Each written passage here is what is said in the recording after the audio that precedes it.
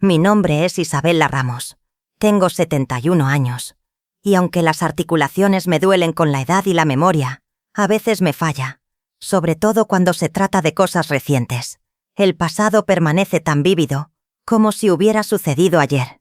Hay historias que se quedan grabadas en nuestra alma, esas que no se olvidan jamás. Algunas se convierten en parte de nuestra esencia, como un callo en la mano de un trabajador del campo. Y lo que voy a contar hoy, aunque se me ha guardado en lo más profundo de mi corazón durante tantos años, necesita salir. ¿Por qué ahora? Tal vez porque el tiempo pasa rápido, y si no lo cuento, esta historia se quedará guardada para siempre conmigo. Y algunas historias, como las que guardamos por tanto tiempo, no pueden permanecer en silencio. Mi familia vivía en un pequeño pueblo del interior de Minas Gerais. Todos conocían nuestra casa como la casa del último adiós. Mi abuelo, Eduardo Silva, fundó la funeraria en los años 20, y luego mi padre, Roberto Ramos, continuó con el negocio, siendo el preparador de difuntos más respetado de la región. Nuestra casa, que estaba pegada a la funeraria, se sentía siempre extraña, separada solo por una puerta que siempre estaba cerrada con llave. Como niña curiosa que era, aprendí pronto a abrirla sin hacer ruido. A pesar de que mis padres insistían en que era un lugar al que no debía entrar, nuestra casa tenía un pasillo largo que llevaba directo a la cocina. 3 habitaciones, una para mis padres, otra para mí, y la tercera para mis hermanos. En el comedor, nos reuníamos para las pocas visitas que teníamos. Las paredes gruesas, el piso de tablones anchos, crujían a cada paso, como si la casa misma estuviera viva y atenta a todo lo que sucedía. El patio era grande, con un árbol de jabuticaba, otro de pitanga, y un pequeño huerto que mi madre cuidaba con dedicación. Allí, criábamos 2 cerditos que se convertían en chorizos al final del año. Una tradición que siempre marcaba la temporada de fiestas. Crecer en una funeraria no era fácil. Mientras otros niños jugaban con normalidad, yo vivía marcada por las miradas de miedo de los demás.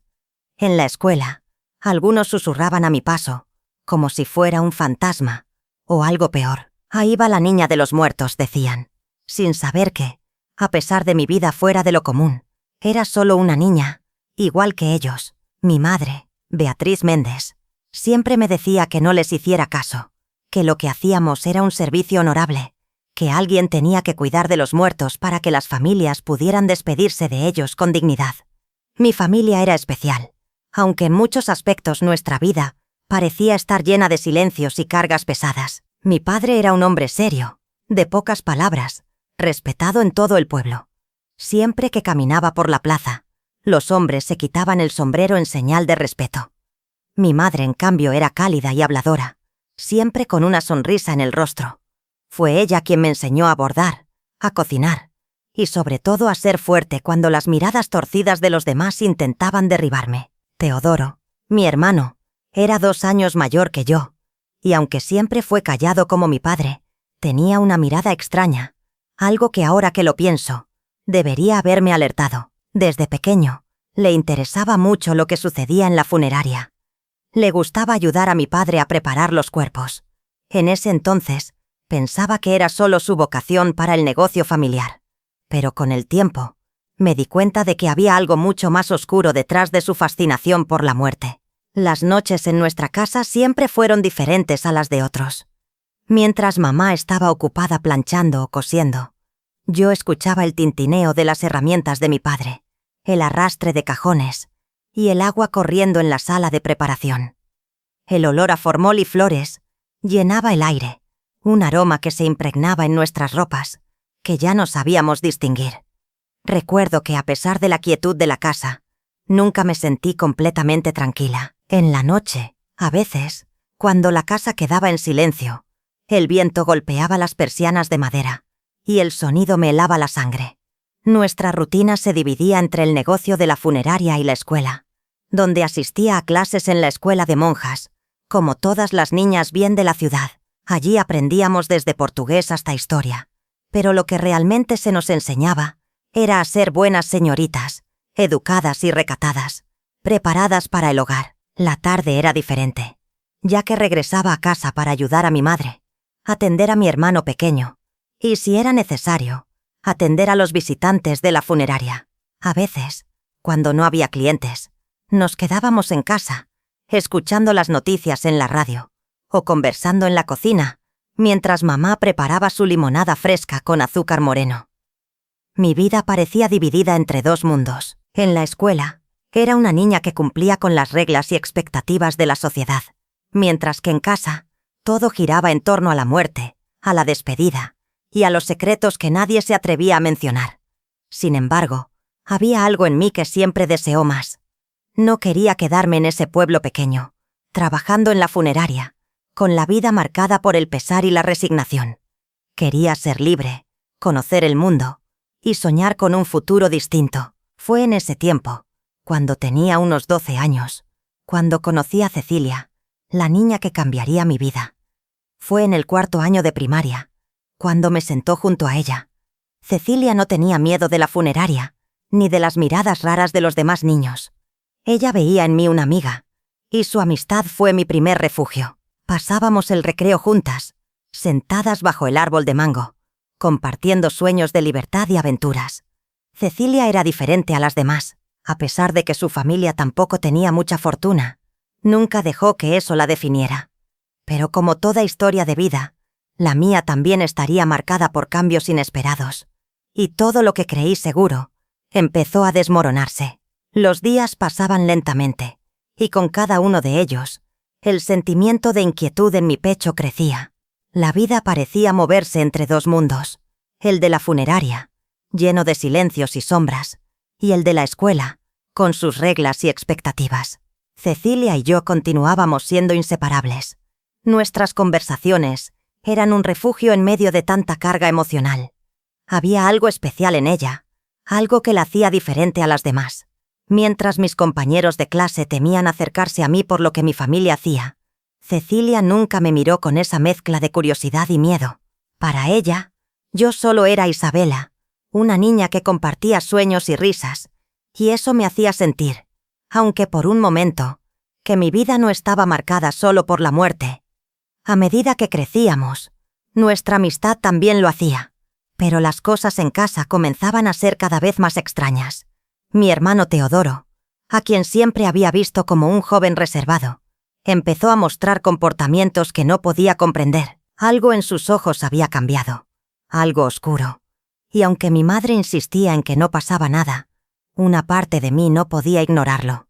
Recordaba esas largas noches en las que veía a Teodoro, siempre saliendo sin decirme a dónde iba, y esas miradas furtivas entre él y mi padre, que no hacían más que alimentar la ansiedad en mi corazón. Pero aún así, seguía siendo un niño en mi mente. O al menos, eso quería creer. Cecilia, mientras tanto, comenzó a enfermar. Fue una tos persistente. Al principio solo una molestia, pero pronto empeoró. Cada día me encontraba visitándola, llevando sus tareas de la escuela, trayéndole las noticias de la clase. Su madre, doña Ciranda, me ofrecía té de hierbas y se aseguraba de que Cecilia estuviera cómoda. Pero lo que yo veía en su rostro me decía que algo no estaba bien. La tos empeoraba, su piel palidecía y sus ojos perdían el brillo que siempre los había caracterizado. Al principio, intentamos engañarnos, diciendo que solo era una bronquitis, pero pronto los síntomas se volvieron más graves. Nadie podía explicar qué le pasaba, pero todos sabíamos que Cecilia no era la misma. Una tarde, después de semanas de verla luchar contra la enfermedad, el sol se escondió tras unas nubes grises, y el aire se volvió denso, casi premonitorio. Cecilia no estaba en la escuela, y esa tarde decidí ir a su casa para llevarle los libros. Cuando llegué, doña Ciranda me recibió con un abrazo triste, y sus ojos me dijeron lo que no me quería creer. Cecilia había empeorado, y ya no estaba en su habitación. Mi amiga estaba en cama, rodeada de pañuelos y tazas de té, pero la vida en su mirada ya no estaba allí. Su rostro, antes lleno de risas, estaba marcado por la fatiga. Trataba de sonreír, pero los esfuerzos solo la dejaban más débil. Sentada junto a ella, le tomé la mano. Me decía que todo estaría bien, pero sus palabras eran un consuelo vacío. La fiebre la había llevado al borde de la desesperación, y los médicos de nuestro pequeño pueblo ya no sabían qué hacer. Fue entonces cuando mi madre, temerosa y preocupada por el futuro de Cecilia, Nos ofreció un consejo que cambiaría el destino de todos. Le dijo a doña Ciranda que si quería salvar a su hija, debía llevarla a un hospital en Juiz de Fora, a varias horas del pueblo. Fue una decisión difícil para todos, pero lo que nadie sabía era que el destino, siempre cruel, tenía otros planes para Cecilia. La noticia de su partida me dejó en un estado de shock. No podía dejar de pensar en la niña alegre que había sido, en la amiga con la que soñaba escapar de todo lo que conocía. Durante las semanas que siguieron, los días fueron largos y silenciosos. Nadie mencionaba a Cecilia en la escuela, como si su ausencia fuera una especie de olvido colectivo. Sin embargo, en mi corazón, su espacio seguía vacío, y mis pensamientos constantemente regresaban a ella.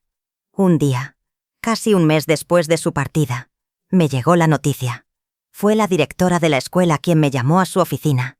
Vi a mi madre sentada en la silla junto a su escritorio, sus ojos rojos de tanto llorar. Lo supe en ese mismo instante. Cecilia había muerto. Esa tarde, el viento se había calmado, y el sol se había ido detrás de las nubes, como si el mundo estuviera en pausa. Durante el velorio de Cecilia, sentí que el tiempo se detenía. El pueblo entero acudió a darle el último adiós, y yo me quedé al fondo de la sala, sin poder mirar el ataúd donde descansaba mi amiga. La habitación estaba llena de flores blancas, y el murmullo de la gente. Pero todo lo que yo podía escuchar era el eco de mi propio dolor. Lo que me sorprendió fue que nadie mencionó su enfermedad. Nadie mencionó la verdad de lo que había sucedido. Al contrario, se la recordaba como una niña llena de vida, como alguien que había sido una alegría para todos. Pero en mi interior, sabía que la vida de Cecilia había sido marcada por un destino cruel y que sus sueños se habían desvanecido antes de que pudiera alcanzarlos. Ese día cambió algo en mí. La vida dejó de parecerme tan sencilla, y el mundo que conocía se desmoronó lentamente. Teodoro, como siempre, se mantenía en silencio. Nunca mencionó a Cecilia, nunca mostró emoción por su partida, y su comportamiento extraño solo aumentaba mis sospechas. Durante esa misma noche, cuando el velorio había terminado y la casa estaba en silencio, ocurrió algo que marcaría el comienzo de un nuevo capítulo. Algo que mi mente no pudo entender en ese momento, pero que con el tiempo llegaría a desentrañar. Teodoro había desaparecido. No estaba en su cuarto, ni en la funeraria.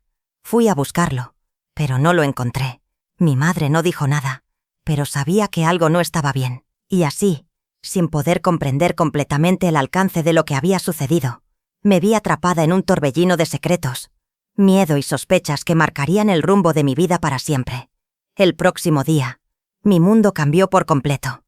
A medida que los días pasaban, mi vida se fue sumiendo en una espiral de emociones encontradas. La casa parecía más vacía que nunca. Los silencios eran más largos, y las sombras se alargaban como presencias que acechaban en los rincones oscuros de mi mente. La muerte de Cecilia y la extraña desaparición de Teodoro no fueron solo eventos que marcaron mi vida, sino que la cambiaron por completo. Me encontraba atrapada entre la tristeza por mi amiga perdida y el miedo hacia mi propio hermano, un miedo que se iba convirtiendo en algo más tangible con cada día que pasaba. Una tarde, mientras ayudaba a mi madre en la cocina, tratando de mantener mi mente ocupada, me llegó la noticia que nunca imaginé escuchar. Mi madre, con el rostro pálido y los ojos vidriosos, me llamó a su lado. Había algo en su mirada que no podía disimular, algo que no podía explicar pero que me hizo sentir un nudo en el estómago. Fue ella quien me dijo, con voz temblorosa, que Teodoro había regresado a casa. Al principio no lo creí, pero al ver el rostro angustiado de mi madre, supe que era verdad. Teodoro apareció en la puerta de la casa como si nada hubiera pasado, como si nunca hubiera desaparecido. Su rostro parecía el mismo, pero había algo diferente en su mirada. Sus ojos, que antes solían ser fríos y distantes, ahora mostraban un brillo que no reconocía, como si estuviera atrapado en un torbellino de pensamientos que no podía compartir. Mi madre lo abrazó sin decir palabra, pero yo no pude hacer lo mismo. Algo en mí se negaba a aceptar la vuelta de mi hermano. Algo en mi interior me decía que las respuestas que tanto buscaba no vendrían con él. Esa noche, mientras cenábamos en silencio, la tensión era palpable. Teodoro, a pesar de su regreso, no decía una palabra. Se sentó en la mesa con la misma expresión de siempre, como si nada hubiera cambiado. Sin embargo, yo no podía dejar de pensar en lo que había sucedido. Las imágenes de esa noche en la que lo vi junto a Cecilia, la forma en que él me había agredido cuando intenté detenerlo, seguían rondando mi cabeza. ¿Cómo podía regresar tan fácilmente después de todo lo que había hecho? ¿Qué había pasado en esos días que estuvo fuera de casa? Y lo más importante, ¿qué pensaba mi madre al respecto? Al principio, traté de mantener la calma. Traté de ser la hija que mi madre esperaba, la que le sonreía y le ayudaba con los quehaceres. Pero en el fondo de mi corazón, algo se rompía cada vez que lo veía. Los días pasaron, y aunque Teodoro intentaba retomar su lugar en la familia, la desconexión entre nosotros solo se profundizaba. Él había regresado, pero el hermano que había conocido antes ya no estaba allí. Algo había cambiado, y no era solo su comportamiento. Era algo mucho más profundo, algo que ni él ni yo podíamos ocultar. Una tarde, después de varios días de su regreso, decidí enfrentar la situación. Teodoro estaba en el patio, trabajando en el huerto que mi madre había cuidado por tantos años. Me acerqué a él con el corazón acelerado, pero con una determinación que no había tenido antes. Sabía que era el momento de entender la verdad, de entender lo que había sucedido en esos días que él había estado fuera. Teodoro, dije con voz firme, necesito saber qué ocurrió. Necesito entender lo que pasó. ¿Y por qué te fuiste? ¿Por qué regresaste como si nada hubiera pasado? ¿Qué ha cambiado en ti? Teodoro me miró en silencio, sus ojos oscuros llenos de una tristeza que no sabía cómo interpretar. Finalmente, bajó la mirada y susurró, como si le costara encontrar las palabras adecuadas. No todo es tan sencillo, Isabella, dijo con voz quebrada. Lo que ocurrió, lo que hice, no es algo de lo que pueda hablar fácilmente. He cambiado, pero aún estoy tratando de entender lo que me pasó. Lo que te hice no fue algo que planeé, y aunque intente explicarlo, las palabras nunca serán suficientes. Esas palabras me dejaron helada. No sabía qué decir, pero mi mente estaba llena de preguntas. ¿Por qué no me había contado antes? ¿Por qué había regresado tan tranquilo? Pero al mismo tiempo, algo en su mirada me decía que había sufrido tanto como yo. Su regreso no era solo un intento de reintegrarse a la familia. Era una lucha interna que nunca imaginé que Teodoro pudiera enfrentar. Esa misma noche, después de la cena, mi madre me encontró en el jardín. Me miró con sus ojos cansados y me preguntó si había hablado con Teodoro. No sabía cómo responderle, así que simplemente asentí. No quería que ella supiera todo lo que había pasado. No quería que se enterara de los miedos que llevaba dentro. Pero mi madre, con su mirada sabia, sabía que algo no estaba bien. Isabella dijo, sé que todo esto te duele, pero debes entender que tu hermano está tratando de sanar. No todo lo que hizo fue por maldad. Y aunque no lo creas, yo siempre estaré aquí para protegerte. No estás sola. Sus palabras me dejaron con más dudas que respuestas. Pero en ese momento, decidí que no iba a permitir que mi vida se quedara atada a lo que había sucedido. Ya no podía seguir viviendo en el pasado. Y aunque mi hermano había regresado, mi corazón seguía dividido. No sabía si debía perdonarlo o si debía dejarlo ir de una vez por todas. Las semanas pasaron lentamente, y aunque la vida en la casa continuaba, algo en mí había cambiado para siempre. Mi familia había sido mi refugio, pero también se había convertido en mi prisión. Ya no podía escapar de las sombras del pasado. Sabía que tenía que tomar una decisión, pero no sabía si estaba lista para enfrentar las consecuencias de la verdad. La noche se alargó mucho más de lo que había anticipado.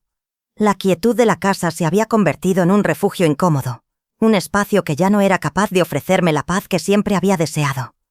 Los días pasaban, y con ellos, las tensiones entre mi hermano y yo aumentaban. Aunque él trataba de mostrar una apariencia de normalidad, había algo en su mirada, algo inquietante que me hacía dudar de su arrepentimiento.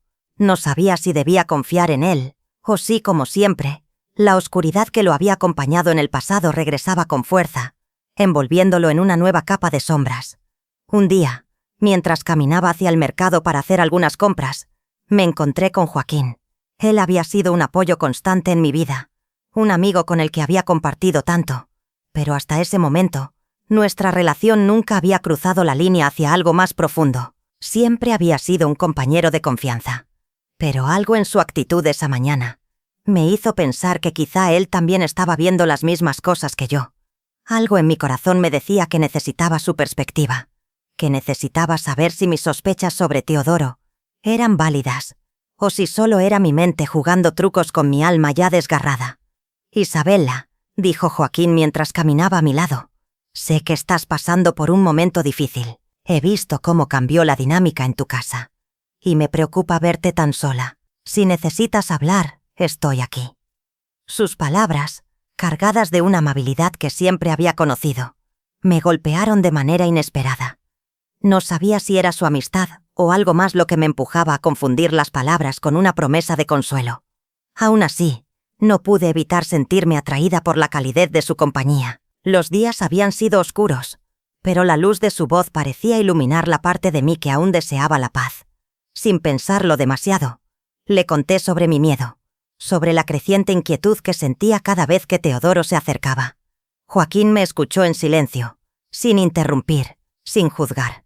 Y cuando finalmente terminé, me miró a los ojos y me dijo algo que no esperaba escuchar.